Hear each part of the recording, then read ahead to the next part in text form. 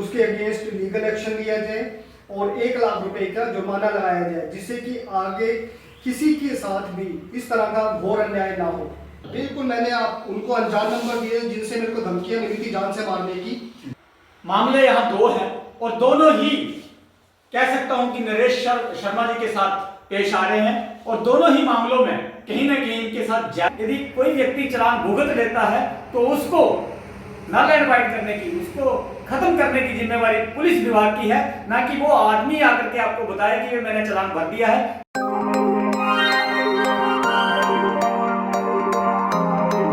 नमस्कार, अंतरिम भारत मीडिया में आपका एक बार फिर से स्वागत है। मैं हेमंत राणा आज आपको एक ऐसे मुद्दे पर लेके चल रहा हूं जिसमें कि हम और आप भी फंस सकते हैं और परेशान हो सकते हैं, क्योंकि मामला आपके वाहन के चालान से जुड़ा है। मेरे दोपहिया वाहन के नाम से अगर नंबर के ऊपर यदि चालान हो करके मेरे को समन आ रहे हैं, लेकिन उसमें फोटो किसी और वाहन की है, तो मामला तो गड़बड़ है। हालांकि मेरे साथ ऐसा कुछ नहीं हुआ है, लेकिन आपके साथ ऐसा हो सकता है। हमारे बीच आज जो नरेश शर्मा जी आए हैं, उनके साथ ये वाकया सामने आया है जो कि काफी तकलीफदेह है। हालांकि इन्होंने खुद मामले पर संज्ञान लेकर माननीय उच्च न्यायालय में इस मामले को उठाया है और पुलिस प्रशासन से मांग की है कि जो उनके साथ गलत हुआ है उसका खमियाजा वो भुगतें और उनके जो गलत चालान कटा है उसकी वो भरपाई करें। मामला कुछ इस तरीके से है, मैं आपको पहले बताता चलूं कि XP 55A 3233 नंबर से नरेश जी के पास बजाज कंपनी की डिस्कवर बाइक है और उसके नाम से चालान आया, लेकिन उस चालान में जो फोटो लगी पड़ी है वो एक स्कूटी की लगी पड़ी है और उसके ऊपर भी नंबर XP 55A 3233 ही अंकित नजर आ रहा है। सारी की सारी बात सुनने के लिए खुद नरेश जी की जुबानी हम जानेंगे कि कैसे ये वाकया हुआ। तो नरेश जी नमस्कार। नमस्कार जी। नरेश जी, ये जो आपके साथ वाकया हुआ है, बाकी ये किसी भी व्यक्ति के लिए परेशान कर सकता है, क्योंकि आपने यदि कोई बाइक चलाई ही नहीं, अपना वाहन चलाया ही नहीं, फिर भी चालान अगर आपका आ जाए तो कैसे निपटा, क्या बात है, किस तरीके से आप पूरी कहानी बताइए अपनी जगह। सबसे पहले मैं इस बारे में ये बताना चाहता हूँ कि मेरी बाइक जो कई महीनों से घर के अंदर लॉक एंड की बंद थी और उसको कोई भी नहीं चला रहा था। सडनली मेरे मोबाइल फ़ोन पर एक मैसेज आता है नदौन पुलिस से कि आपकी बाइक का चालान हुआ है। उसको देख के मैं बड़ा हैरान हो गया और परेशान हो गया कि मेरी बाइक तो कोई चला नहीं रहा, तो ये झूठा चालान मेरे को क्यों भेज दिया गया।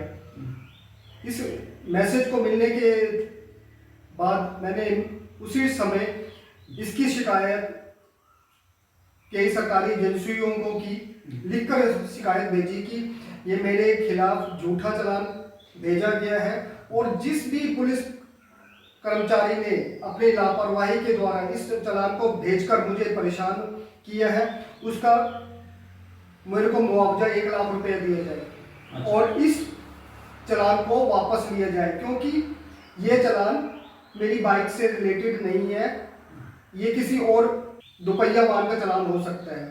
उस समय मैं दिल्ली से बाहर था जब ये मेरे को मैसेज मिला। मैंने अपने रिटर्न कंप्लेंट भेजकर ये सोचा कि शायद मुझे न्याय मिलेगा। सरकारी एजेंसियां और पुलिस SP हमीरपुर को भी मैंने कंप्लेंट भेजी कि जो कंसर्न पुलिस ऑफिशियल है उसके अगेंस्ट लीगल एक्शन लिया जाए और 1 लाख रुपए का जुर्माना लगाया जाए, जिससे कि आगे किसी के साथ भी इस तरह का घोर अन्याय ना हो। कुछ समय तक मैंने इंतजार किया, लेकिन मुझे उम्मीद पूरी थी कि मेरे को न्याय मिलेगा, लेकिन SP हमीरपुर हिमाचल प्रदेश से मेरे को कोई जवाब नहीं आया। उसके बाद कुछ समय के बाद मुझे एक और मैसेज आया कि आपका चालान पेंडिंग है। उसके बाद मैंने एक और रिटर्न कंप्लेंट लिखकर शिमला ट्रांसपोर्ट सेक्रेटरी को और अन्य गवर्नमेंट एजेंसीज को भी भेजी और उसमें फिर से वही लिखा कि ये झूठा चालान 1000 रुपये का मुझे भेजा गया है।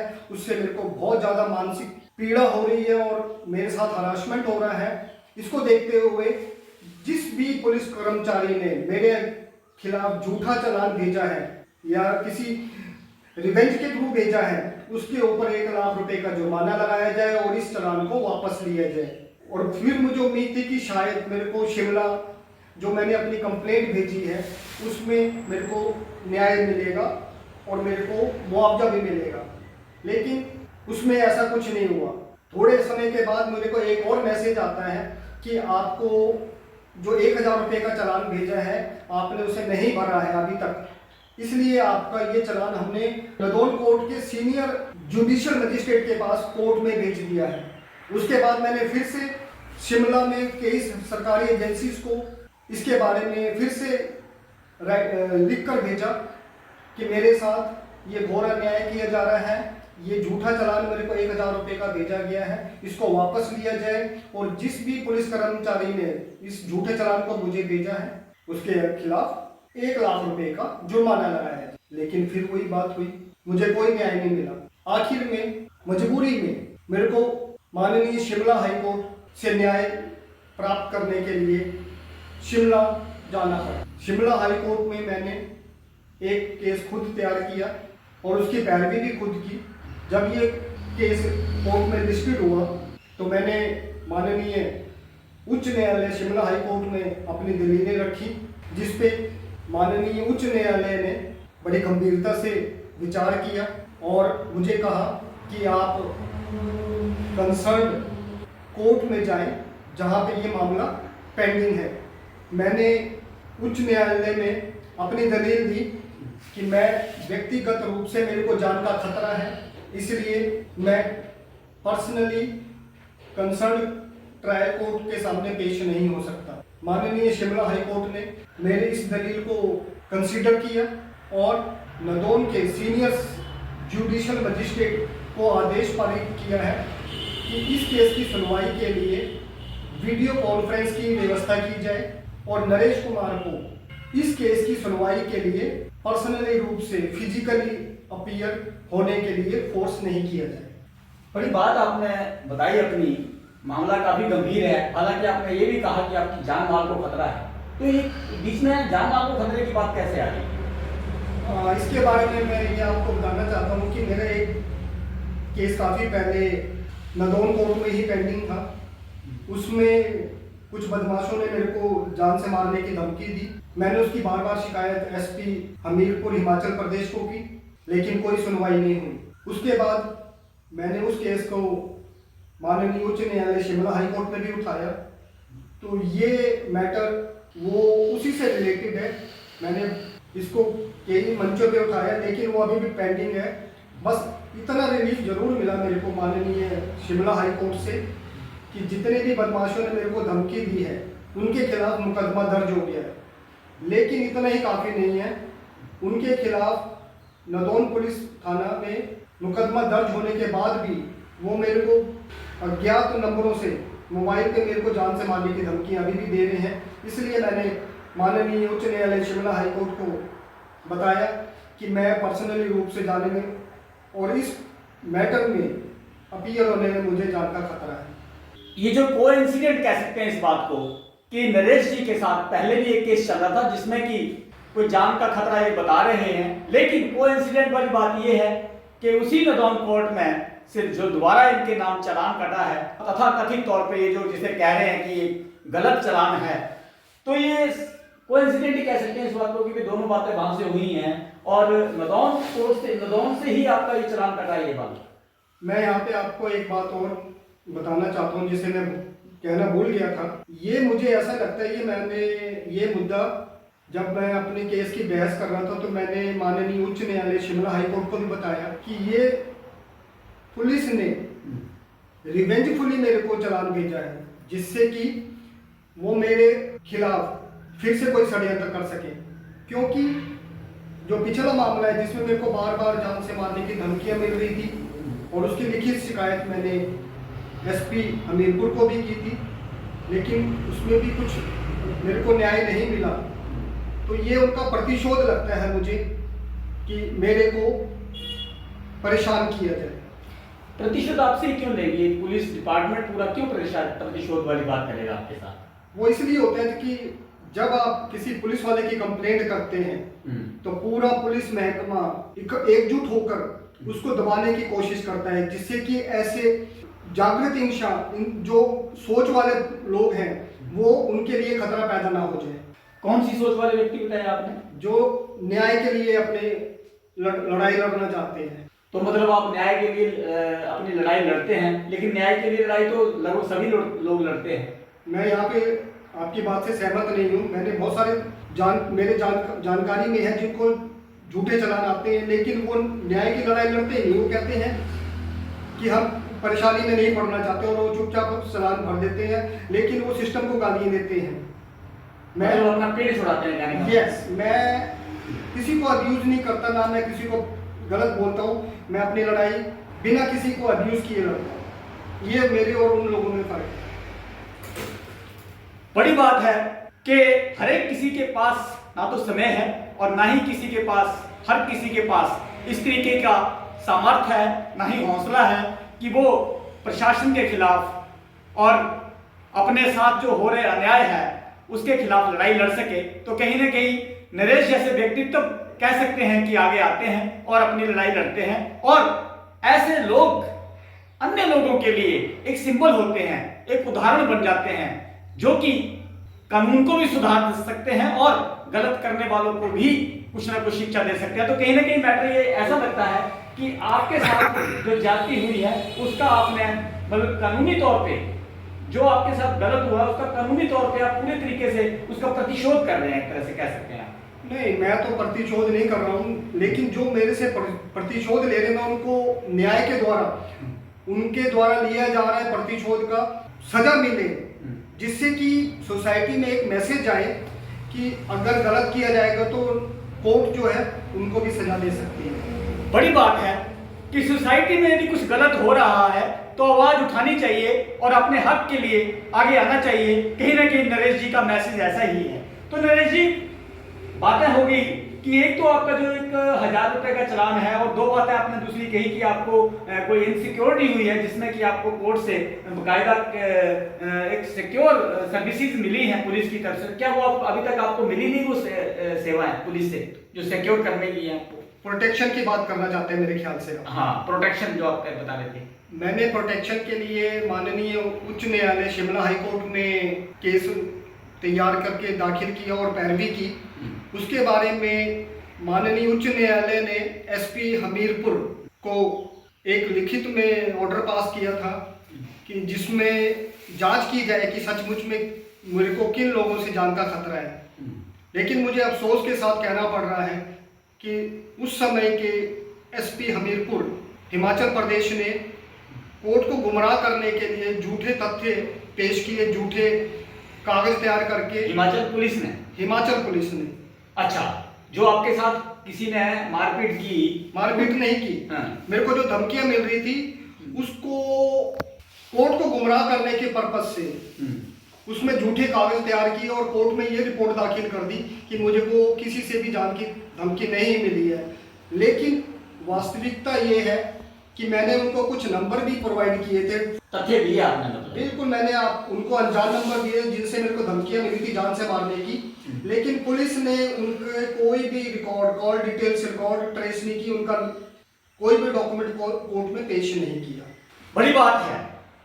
मामले यहाँ दो हैं और दोनों ही कह सकता हूं कि नरेश शर्मा जी के साथ पेश आ रहे हैं, और दोनों ही मामलों में कहीं ना कहीं इनके साथ जाति की बात ये कह रहे हैं कि एक मामले में जो इनको चालान आया है इनके दोपहिया वाहन बजाज डिस्कवर के नाम पर, जो कि स्कूटी का फोटो दर्शाया गया है, बड़ी बात है। दूसरी बात, जो इनको कभी इनकी जो धमकियों वाली बात थी उल्टा इनको ही फंसाने की बात की गई, जो कि कहीं ना कहीं आम आदमी के साथ भी हो सकता है। यदि पुलिस ऐसी ज्यादती कर रही है तो गलत तो है ही। कोशिश करेंगे हम पुलिस का भी पक्ष इस मामले में जानने की कि आखिर ऐसा क्यों हुआ है। लेकिन पहले हमारे बीच में नरेश जी हैं। नरेश जी, हम आगे की जो आपकी कार्रवाई उसके बारे में जानना चाहते हैं कि आप क्या करना चाहते हैं इसके आगे। अभी मामले यहाँ नदौन कोर्ट में पेंडिंग है। जैसे कि मेरे को कोर्ट ने कहा कि आप नदौन कोर्ट में पर्सनली अपीयर होने की बजाय अगर आप चाहें तो वीडियो कॉन्फ्रेंस के थ्रू अपीयर हो सकते हैं। और माननीय उच्च न्यायालय हिमाचल प्रदेश ने कंसर्न कोर्ट को भी डायरेक्शन किया है कि आप इस मामले की सुनवाई वीडियो कॉन्फ्रेंस के थ्रू की जाए। मैंने एक बात और माननीय उच्च न्यायालय में की थी, वो ये थी कि हिमाचल प्रदेश में BSN कंपनी का नेटवर्क बहुत पुअर है, बहुत कमज़ोर है और इसमें वीडियो कॉन्फ्रेंस नहीं हो सकती है। इसमें मैक्सिमम टाइम जो है इवन सिंपल कॉल भी ड्रॉप हो जाती है। ऐसे में मेरे को प्रोटेक्शन प्रोवाइड की जाए, लेकिन माननीय उच्च न्यायालय ने उसे स्वीकार नहीं किया। अभी आने वाला समय ही बताएगा कि मुझे आगे के लिए इस केस में कौन सा और लीगल एस्पेक्ट देखना पड़ेगा। बड़ी बात है, मामला शुरू हुआ था नरेश शर्मा जी द्वारा लगाए गए आरोपों का कि उनके साथ उनका जो चालान आया है दोपहिया वाहन का, उनके वाहन के नंबर से वो कहीं ना कहीं फोटो में दर्शाई गई वो स्कूटी है, गलत चालान उनके साथ आया है। साथ में ही परत दर परत जब खुली तो मामला इनका कुछ ना कुछ धमकियां देने के मामले में प्रोटेक्शन का भी था और कहीं ना कहीं सारी बातों के लिए जूझना बड़ी बात होती है। हालांकि माननीय न्यायालय जो भी निर्णय लेंगे सर्वोपरि होगा और सच्चाई की जीत होगी और नरेश शर्मा जी यदि गलत नहीं है तो इनको भी न्याय मिलेगा, मिलना भी चाहिए। लेकिन नरेश शर्मा जी जो आपने एक सजा के तौर पे जो अधिकारी के लिए जिसने चालान काटा है उसको 1 लाख रुपए का उसके ऊपर जुर्माने की जो बात की है, कहीं ना कहीं ज्यादा नहीं है। मैं इस बारे में ये कहना चाहता हूँ कि जिसको बिना किसी गलती के सजा मिली, चाहे वो चालान के आपको मैसेज आए फोन पे, आप खुद ही अंदाजा लगाएंगे कितनी मानसिक पीड़ा होती है जब आप हिमाचल में ना होके हिमाचल से बाहर हो और आपको ये मैसेज आए कि आपके खिलाफ 1000 रुपये का चालान हो गया है। तो ये तो वही महसूस कर सकता है जिसको ये मैसेज आता है। बड़ी बात है। हालांकि मामला माननीय उच्च न्यायालय शिमला में लंबित है और उन्होंने हालांकि जो है मामले को स्थानीय अदालत यानी कि नदौन न्यायालय के लिए उसको भेजा भी है कि पुलिस की कार्रवाई और नरेश जी के साथ हुई ज्यादती अगर हुई है उसकी सच्चाई जानने के लिए और उसकी हकीकत जानने के लिए उसको लोगों तक पहुंचाने के लिए अंतरिम भारत मीडिया ने कोशिश की है और हम चाहते हैं कि इनके साथ न्याय हो और लोग भी देखें कि यदि उनके साथ गलत हो रहा हो तो आवाज ऐसे ही उठानी पड़ेगी जैसे नरेश शर्मा उठा रहे हैं। हमने पुलिस का पक्ष जानने के लिए थाना प्रभारी नदौन निर्मल सिंह जी से जो बात की तो उन्होंने बताया कि 29 जनवरी सन 2026 को नरेश जी को इस मामले में समन किए गए हैं और 30 जून को 2026 को बुलाया गया है। हाँ, यदि कोई विभाग की तरफ से कोई नेग्लिजेंसी है या कुछ है तो पार्टी को नरेश जी को हमारे को अप्रोच करना चाहिए था, हमें जानकारी देनी चाहिए थी ताकि हम पूरी छानबीन करते। कुछ विभागीय अधिकारियों से त्रुटियां भी रह सकती हैं, उसके ऊपर छानबीन की जाएगी और यदि माननीय उच्च न्यायालय से उनके पास कोई इस तरीके की गाइडलाइन आती है तो भी हम छानबीन करके जो न्याय करेंगे और किसी भी तरह से निर्दोष व्यक्ति को सजा नहीं दी जाएगी। तो ये जो है थाना प्रभारी नदौन निर्मल सिंह की तरफ से कहा गया है। ये जोड़ना चाहता हूं मैं कि यदि चालान हो जाता है, भुगत लेते हैं लोग बाग, उसके बावजूद भी वो चालान दोबारा आते रहते हैं। कई मामले हमने देखे हैं। यदि कोई व्यक्ति चालान भुगत लेता है तो उसको नल एंड वाइड करने की, उसको खत्म करने की जिम्मेवारी पुलिस विभाग की है, ना कि वो आदमी आकर के आपको बताए कि मैंने चालान भर दिया है। क्योंकि जिस नेटवर्क पे आपने चालान भेजा है उस नेटवर्क पे वो चालान भर चुका होता है, फिर वो नेटवर्क की रिपोर्ट आपके पास क्यों नहीं आती है? क्यों आप कहते हैं कि थाने में आकर के वो रिपोर्ट दें? तो ये भी गलत है। इसके ऊपर भी चाहिए कि अधिकारी संज्ञान ले, अन्यथा ये भी गलत है। नरेश जी, ऐसा होता है मामले में, हमने देखा कई बार कि चालान भुगतने के बाद में भी लोग बागों के चालान दोबारा आ जाते हैं, जो कि बड़ी विडंबना है। मैं बिल्कुल सहमत हूँ आपसे। इसीलिए मैंने देखा है कि बहुत ज़्यादा लोग परेशान हैं और इसीलिए मैंने उनसे पुलिस के अधिकारी या कर्मचारी लापरवाही से लोगों को परेशान करते हैं, उनके खिलाफ झूठे चालान भेजते हैं, उनको एक ऐसा सजा दी जाए जिससे कि ये मैसेज पूरे पुलिस विभाग में सबके लिए एक उदाहरण पेश कर सके। मैं बताता चलूं आपको, नरेश शर्मा जी एक समाज सेवक हैं और पेशे से एडवोकेट हैं और साथ में ही अपना एक राजनीतिक दल भी इनका अपना है, न्याय की फौज के नाम से ये दल चलाते हैं। और कहीं ना कहीं आने वाले समय में भगवान शायद इनको भी मौका देगा कि इनकी पार्टी जो है हिमाचल में एक अच्छे तरीके से आगे बढ़ेगी और समाज के मुद्दों को ऐसे ही उठाएगी जैसे नरेश जी खुद उठाते हैं। ऐसा ही जज्बा लेकर के चलने वाला व्यक्ति ही अपने आप को इन कानूनी पचड़ों से निकाल सकता है और जो लोग बड़े बड़े ओहदों पे बैठ करके कुछ गलतियां कर रहे हैं उनको सबक भी दे सकता है। तो धन्यवाद सहित अंतरिम भारत मीडिया के लिए मैं हेमंत राणा नदौन से नमस्कार।